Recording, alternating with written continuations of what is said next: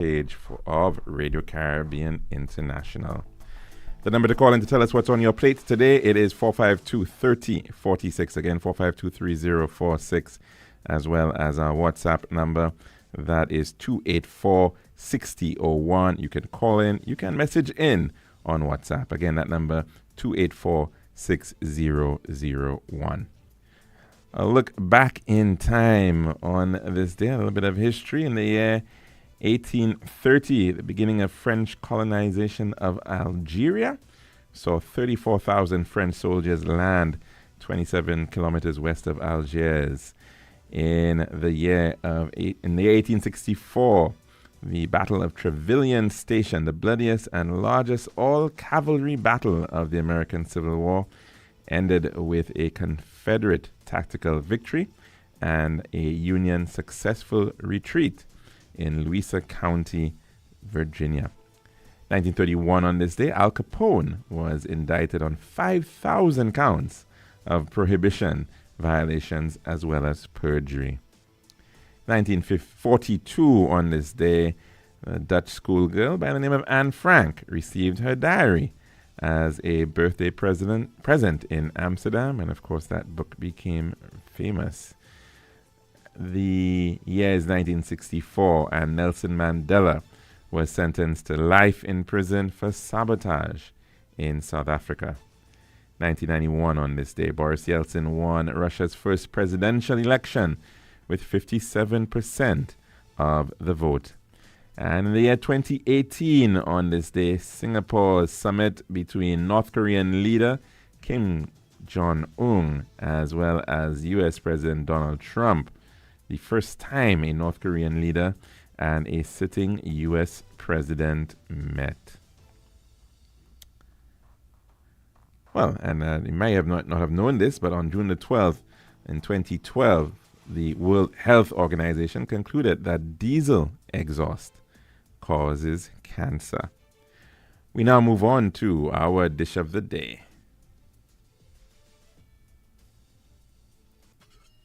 Serving now, the Daily Dish. Welcome back to the Lunchroom here at Radio Caribbean International. We do hope that you're having a very wonderful Friday and the start of weekend. Of course, it is the lead up to Father's Day, and I know a lot of fathers will be looking forward to having some rest and relaxation on their very special day. In the case of St. Lucia, we know, of course, the mothers, they get jazz. I'm not too sure what the fathers get, but perhaps nothing at all. But we do wish all fathers happy Father's Day, and we do hope that we can see more fathers, good fathers, in St. Lucia doing what they should be doing as fathers. Now, just a quick note, of course, we saw Julian Alfred running over in Norway, in Oslo, and she, in fact, had a fitting celebration of her 25th birthday. Yes, she's just 25, and the Olympic champion celebrated in grand style with a win Wednesday past at the Bislett Games. This was her second Diamond League victory in 2 weeks, her fourth straight win this year, and her sixth fastest 100-meter time in any conditions. And Julianne ran a win-assistant 10.76 seconds to finish ahead of Tokyo 2025's 200-meter silver medalist Amy Hunt. And the race had a tailwind of about 3.2 meters per second and finished with a time of 10.99 seconds, the only other runner under 11 seconds, while New Zealand's Zoe Hobbs took third place with 11.03 seconds. Last week in Rome, Alfred beat world champion Melissa Jefferson Wooden in the 200 meters. Her win on Wednesday was her fourth straight outdoor victory, following two wins in April at the Texas Invitational. And she is quoted to have said, I'm healthy, and I'm happy to get the win here. I would say I am trusting myself a lot more, and I'm having so much more fun. Before I came here, my mental coach said to me, when you be yourself, it is the most powerful thing that you can do. And I think I learn more and more from my experiences. As long as I come in with in the finish healthy, I am happy about it. I worked very hard to get to this point in my life. Just being here, racing amongst the best athletes in the world. Like I said, I am appreciating every chance I get to run. And that, of course, coming from Juju, some very, very inspiring words. And she says, I love the competitiveness in the 100 meters 8 now. It keeps me on my toes to go out there and compete and be at my best every single time I line up. So I have no complaints right now. And wonderful, wonderful, wonderful indeed for us to be witnessing a St. Lucian at the prime right about now, in the prime of her career, really doing amazing things on the track.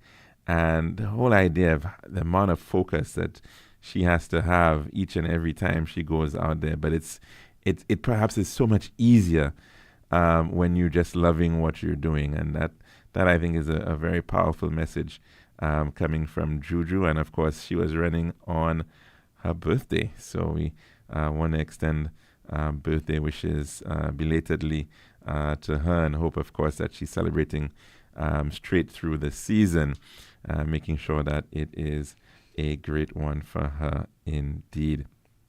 Now, also on Wednesday night, saw a wonderful dissertation by yet another young St. Lucian, this time in the field of academia, Dr. Ronald Francis.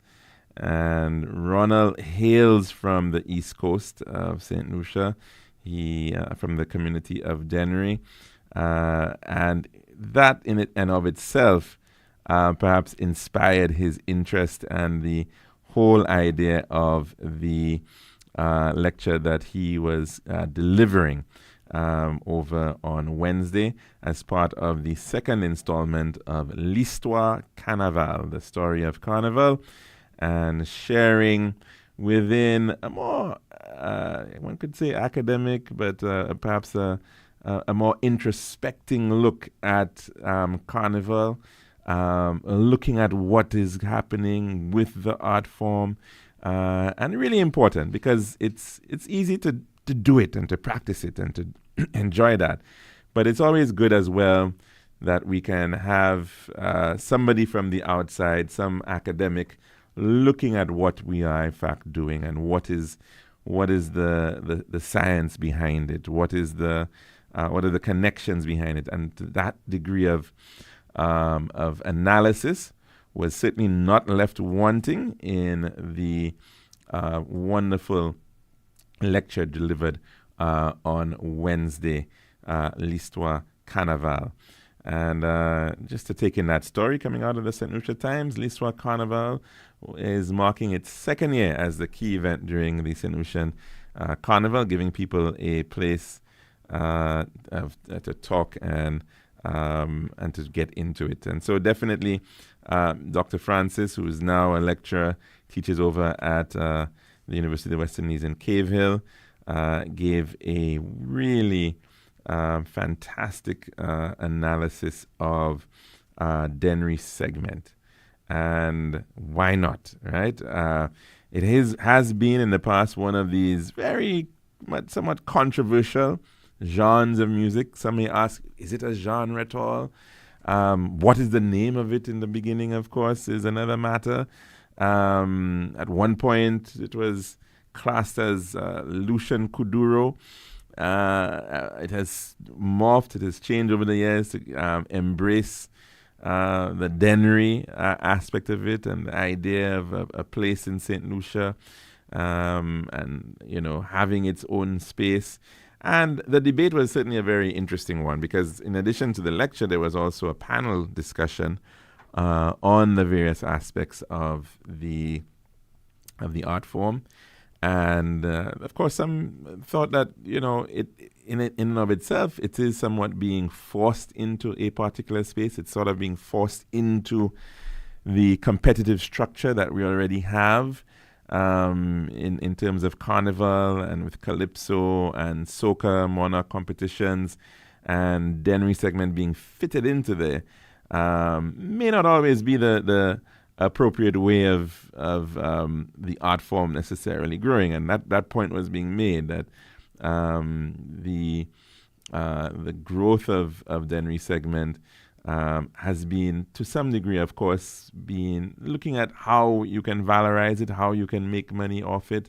And of course, that is the nature of all, aspects of art in many instances. You don't always get this purist type of art for art's sake type of approach. And so, although it started off, with young guys getting the technology to be able to express themselves and to produce their own music, and they were experimenting, and of course they were taking what they knew and looking at the cultural underpinnings of Dennery segment in terms of where the music was coming from and the role of the traditional folk music and recasting the folk music, the solo, the music coming out of the likes of stuff you would have expected to see in La Rose and La Marguerite, but being recast is certainly part of that journey of Dennery segment. And of course, the ebbs and flows, the rises and the falls and the rises again of the music, it was all discussed, in terms of what is going on in the art form and where it is going, how it has been able to break through and has gone international, and of course now even being appropriated by other artists from other parts of the world. And that is the nature of music, isn't it, right? You have reggae, and reggae is now internationalized, and you can get maybe artificial intelligence to dub you a reggae song, right? And that's how things evolve quite often. And you've got reggae artists from St. Lucia and other parts of the world.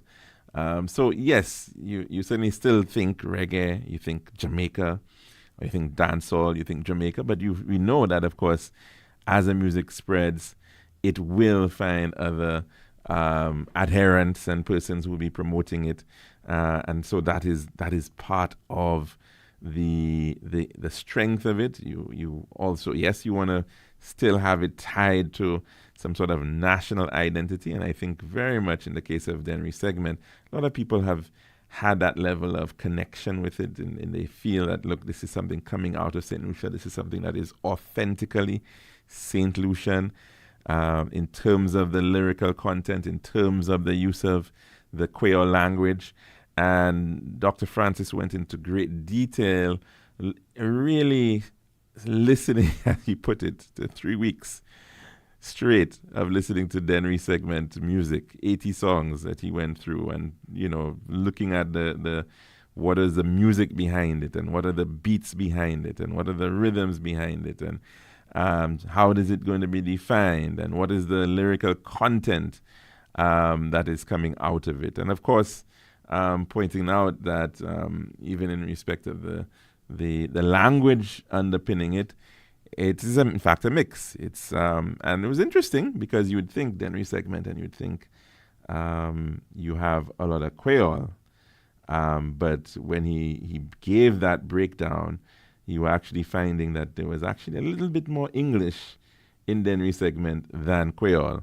And of course, also pointing out the other Creole in the mix, which is the St. Lucian English Creole that we speak in St. Lucia, which sometimes is not necessarily always recognized. It quite often may very well be the most popular language spoken in a St. Lucian setting today, for all one knows. And, a lot of it, of course, fashioned by Creole on one side as well as English on the other side, and forming a Creole English or Creolized English, which has a lot of the semantics of our quote unquote French based Creole, if you want to use our Franco African, Franco Creole, but working that into the English that we in fact speak. So maybe the next time you might hear somebody saying "on the light" or "it's making hot" or it's these types of phrases, or "since when" or "since the time." A lot of these phrases certainly come from our speaking of Creole, which is then translated. But so that he made the point, though, that in trying to internationalize the language, you end up with a lot more English coming into the mix and having that crossover effect, which is important for a lot of artists to be able to be understood out there. You can think of, for example, one which certainly went viral and was known all around the world, from Los Angeles to Tokyo, Japan. Since when that's your role? But Split in the Middle. Split in the Middle was that one, which certainly went pretty far in that way. And then that whole idea, of course, of split in the middle, and then, of course, followed by the lines after that. And he was making the point that, here he was in Trinidad studying at the time, and Trinidadian people were asking, "What's a tranche? What's a tranche?" And trying to understand the Creole aspect in the music makes it all the more interesting, of course. So definitely a very useful exposition on the Creole, on the Denry segment, looking at the music in terms of the actual musical content, rhythm, beats, what's in there, what are the major beats that you actually have, the speed of the music, but also looking at the lyrics, the lyrical content, the language content, because his background being in linguistics, as well as the cultural content, what is being discussed in the music, and making points that a lot of it, of course, is salacious, a lot of it is sensuous, and that big debate, of course, as to how do you reach into other spaces in terms of music, and is there a role for Denry segment within the space of carnival, within the space of soca music? How is it really going to be packaged? I know there was once, in fact, an attempt to have its own competition, but even that is sometimes debated. Once you put something into a competitive environment, it kind of changes. I don't know how it works in Jamaica with dancehall. I'm not sure that there's so many competitions the way we have it here in terms of calypso and soca, but sometimes you do need a more broad space for these languages to be, these art forms to be able to grow and have that level of support. One of the things I must say, though, the need to strengthen our music education program is definitely one of the things I think is perhaps somewhat missing within the mix when we look at moving our music forward. Because it might be Denry segment today, it might be something else, it might be just any form of music for that matter, right? But what we clearly want are better opportunities for creative expression for our young people, that they actually are getting the exposure, the best opportunities to be able to utilize their talents. And we still, unfortunately, have an education system that is a little bit too geared towards that of the pure academics. And is it really fair for you to actually get a situation where math has five periods in a week, others have 5 periods in a week, but you don't actually have you don't actually have maybe just 2 periods for music and maybe another 2 periods for art or something like that, right? So definitely there's a need for a little bit more time in the curriculum and a lot more effort in the curriculum to be able to allow for that type of opportunity for students. It needs to be a bit more mainstream. And I know it's difficult because already some will say, the time that's available is all used up, and where you're going to get the time to be able to find it. But it's necessary. I think it is a very necessary step that needs to be taken. Well, that's our dish of the day, and somebody was correcting me. I really was ahead of myself. I was hoping that it was already Father's Day. I'm told that Father's Day is June the 21st. So my apologies for that. But either way, something to look forward to very soon. Let's take in our weather report. This has been The Daily Dish.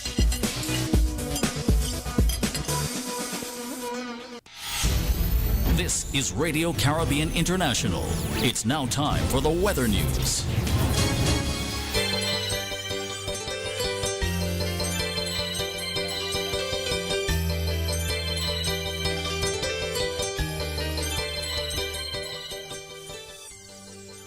And welcome to our weather forecast, the 24-hour weather forecast coming out from 12 noon from the St. Lucia Meteorological Services for the 12th of June, 2026. Forecast for St. Lucia valid for the next 24 hours. Winds will be blowing from the east near 23 miles per hour or 37 kilometers per hour. Weather fair, breezy, and hazy, becoming cloudy at times with a few brief showers. There are no advisories on at this time. The marine forecast for seas in a 25-mile or 40-kilometer radius from St. Lucia. Tides for Castries high at 2:26 p.m., low at 6:31 p.m. For VA4 high at 3:33 p.m. and low at 7:58 p.m. Sea conditions moderate to locally rough. Waves 4 to 7 feet or 1.2 to 2.1 meters in easterly swells. There's a small craft operators and sea bathers advisory. They're advised to exercise caution due to above normal seas and brisk winds. The forecast for the Antilles, fair, breezy and hazy, becoming cloudy at times with a few showers. And the tropical weather outlook, the Atlantic high pressure system will maintain moderate to brisk easterly winds and stable conditions over the region during the next 24 hours. A weak tropical wave located a few hundred miles east of the Lesser Antilles will affect the southern portion of the region during the forecast period.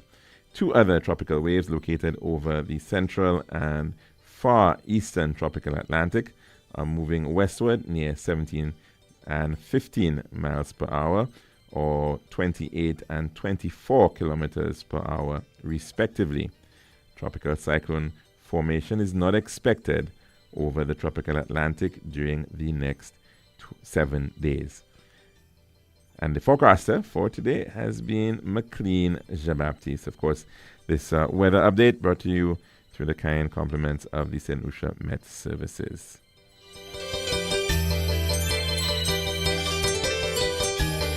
This has been RCI's Weather News. For more information, call the Weather Hotline at 454-3452. RCI 101 number 1.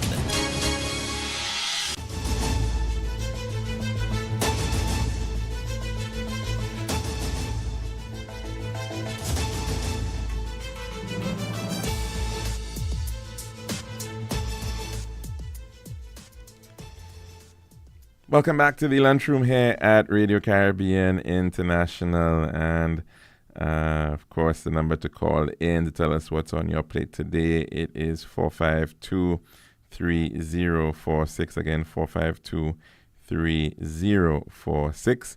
And our WhatsApp number, it is 284-6001,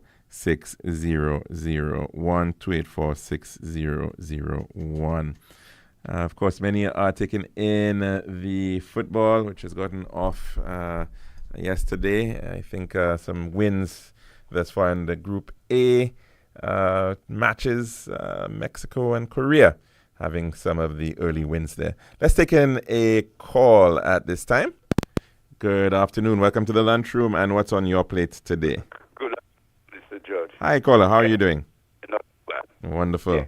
But what that I heard Grenada want to give Nigeria visa-free service. Yes, I think I did hear that. Yes, that's correct. Yeah. Okay. I like the African. I think that's nothing. But why wouldn't had the Sorry, why did I miss you? In Chagaramos with the common market? Yes. They said the West Indian would travel with ID card, but they only ID card travel from other. And that never happened. Some people travel in other people's country and they arrest them and other thing with that common West Indian common. And I cannot understand. Right. We were having a little trouble to hear everything that you said, caller. But in terms of the issue of travel without passports, the use of ID cards, I know that's, yes, you're right. It still is something that's outstanding across the Caribbean community in the main. Just recently, both Barbados and Guyana, I think, as part of their 60th anniversary celebrations, they had agreed to allow for travel between the two countries just using any form of ID or your ID card would suffice. Of course, in the OECS, that is existing, where you can travel to OECS countries using your ID cards. I'm not too sure in the case of Barbados and St. Lucia. I can't remember offhand if that is in fact the case. But so some countries have it in place. I don't know if it's certainly across the board for a lot of CARICOM countries. So one of the things that is perhaps outstanding in terms of CARICOM, lots of things are outstanding, even the whole idea of free movement of people. We've seen some countries take it on and have agreed to sign up and allow for people to move around, I think, but only about 4 thus far allow for free movement. In the case of the CCJ, for example, there's still many countries that have not accepted the CCJ as it's their final appellate court. So there is a lot that must be done by way of the efforts to integrate the region. It's still way too much of a divided place, and you have to ask, what is the benefit really at this point of maintaining such divisions. Many countries in the Caribbean are trying to woo the support of countries like Nigeria in Africa.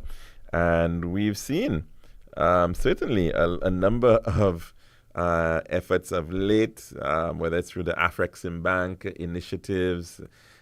We've seen in the case of Barbados, they'll be setting up the Afreximbank's regional headquarters in Barbados, a very tangible investment occurring there. Other investments in other parts of the island, right here in St. Lucia, for example, some schools being constructed through Afreximbank funding. You've also, of course, seen efforts at strengthening air links, and Barbados again leading in that regard, as well as Antigua with Air Peace, and Air Peace itself coming in, I believe, making some investment in LIAT. So you certainly are seeing some of it.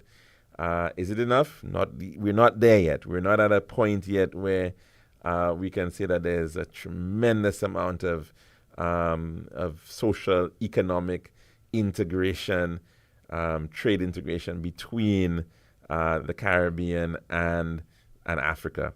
And really, at the end of the day, the Caribbean is but a drop in the bucket in terms of the African diaspora. With Africa, we're speaking about well over 1 billion people. The Caribbean, is scratching and scrunting to see if it can get up to 20 million. And of course, a lot of that population is on the island of Hispaniola in respect of Haiti, right? A significant, large population there. But the Caribbean, even the matter of what is the Caribbean is still not always fully felt. We still have, of course, CARICOM, but there are many other countries in the Greater Caribbean region that we don't necessarily fully embrace. And so it is, again, a bit of a challenge, I suppose, for us to be embracing more if we are not going to be playing our little role in doing some of the minor things, as you pointed out, like being able to travel without having a passport to another Caribbean country. We did mention a little earlier on the matter of Africa, and there's an interesting story coming on from a website called The Conversation, and it's about Apollonia, the story of an African kingdom that resisted the Atlantic slave trade. And it's a little long, but I think I want to share some of it this afternoon in the time that we still have left.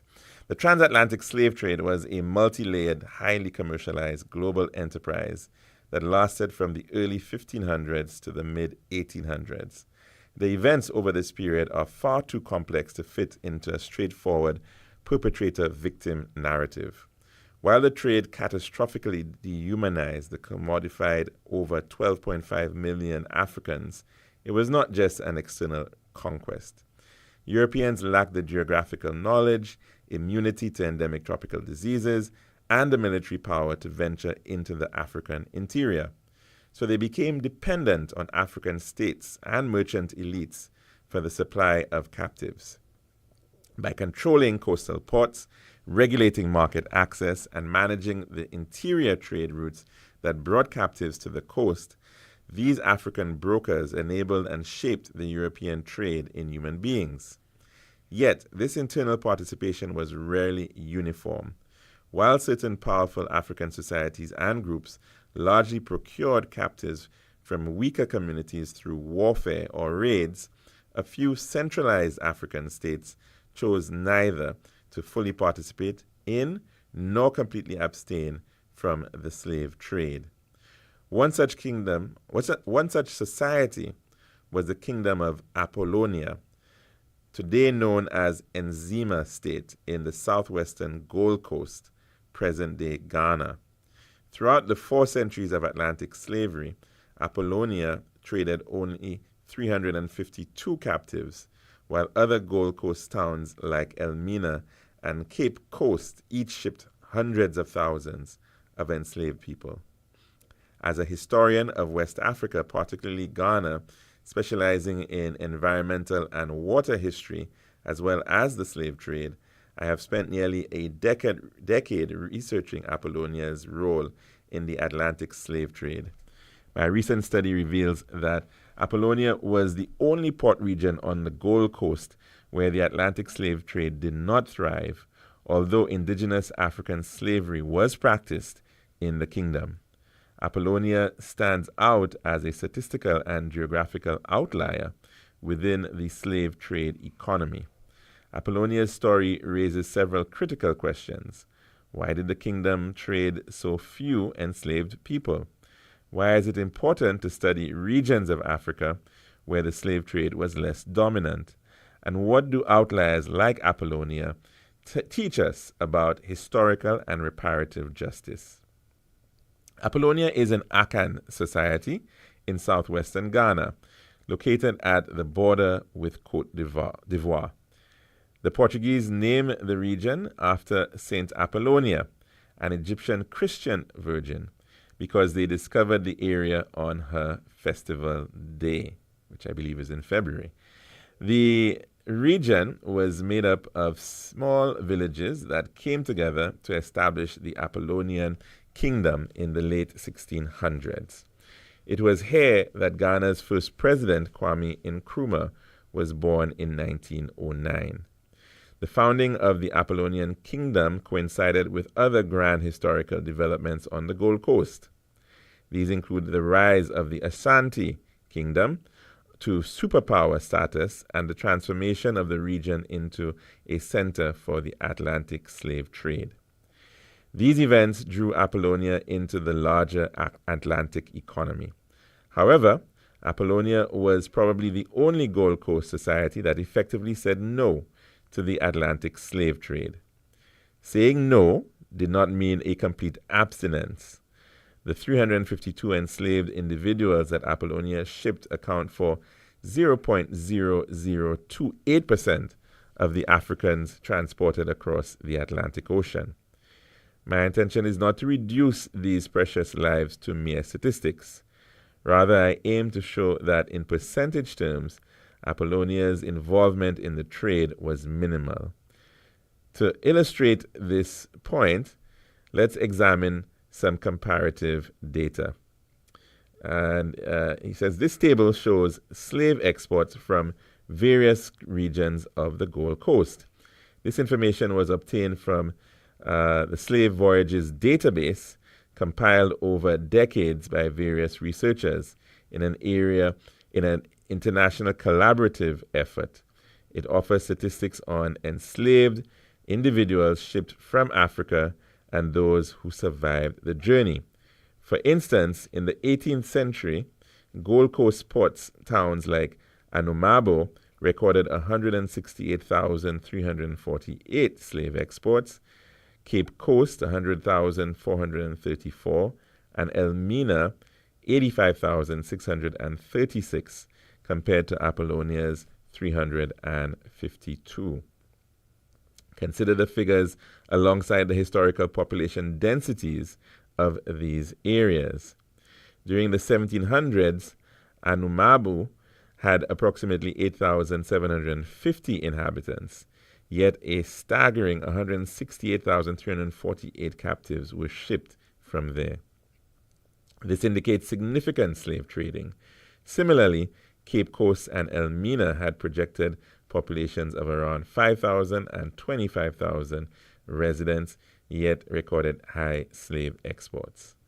Apollonia, on the other hand, had an estimated population of 15,600 to 19,600 inhabitants, but traded only 352. What this means. Why did Apollonia trade so few enslaved people? Using demographic database analysis, European archival records, and oral histories, my research suggests two main reasons.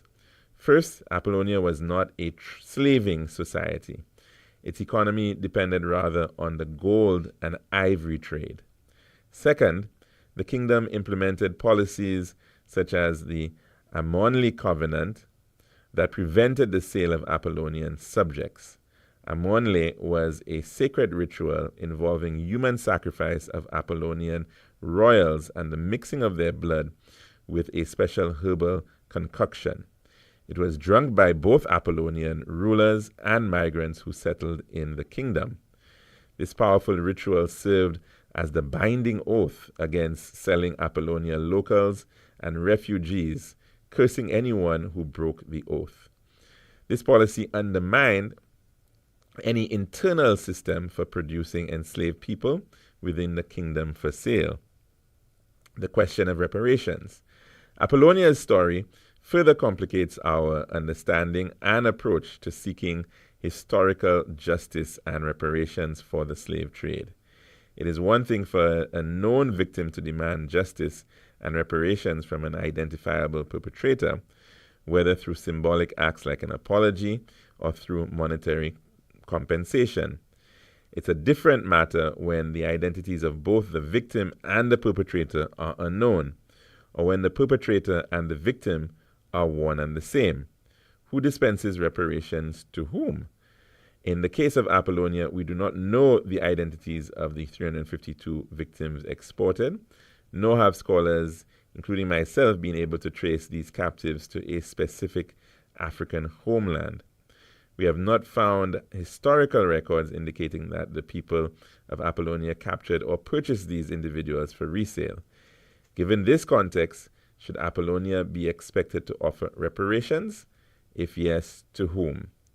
Conversely, it is ethically justifiable for Apollonia to seek reparative justice from the unknown Europeans who purchased the 352 captives. Apollonia's story complicates the call for reparative justice. However, it does not contradict the landmark March 2026 United Nations resolution officially declaring the transatlantic slave trade as the greatest crime against humanity.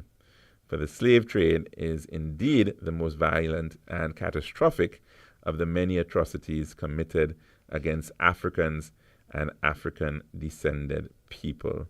Very interesting piece, as I said, coming out of the conversation, and it was produced by Nana Kessie of Clark University, looking at the matter of the conversation that's happening even in Africa on the matter of reparations and whether, in fact, reparations should also be, in some respects, supported by some African countries and peoples themselves, given their own role in the entire process of the slave trade, and of course, really showing how complex the matter is in respect of dealing with the issue of reparations. Seems pretty simple and straightforward from our perspective in the Caribbean, but even here in the Caribbean, you sometimes will find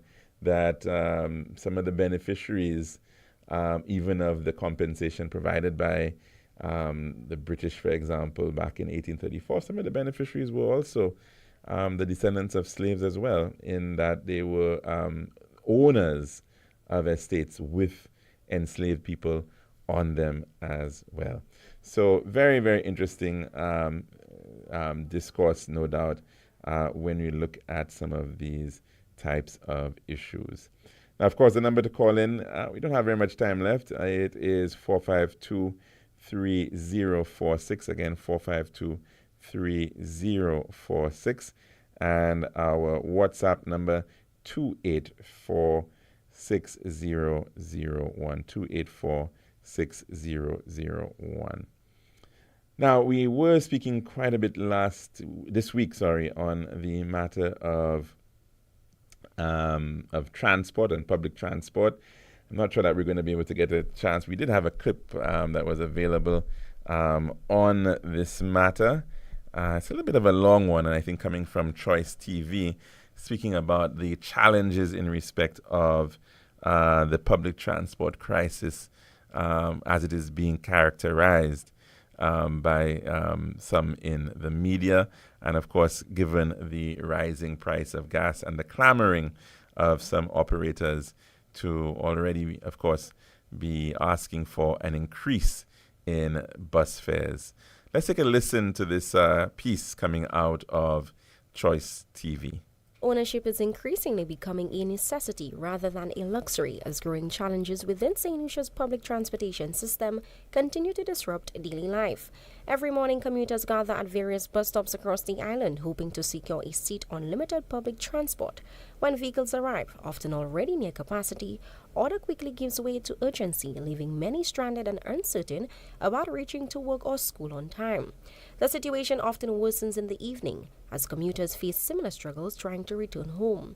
This daily frustration is prompting more individuals to prioritize vehicle ownership as a means of reliability and convenience. However, the issue raises broader questions and persistent questions about the underlying causes of the transportation strain. What is really causing this crisis? Is it the steady influx of vehicles on the nation's roads creating congestion along already strained routes? Is it a case of too many vehicles competing within the same road network? Or perhaps the issue runs deeper. one rooted in the management and structure of the so-called public transportation system itself. As the challenges intensify, the growing dependence on private vehicles signals a shift in public behavior, while highlighting the urgent need for a more efficient, reliable, and sustainable transportation framework.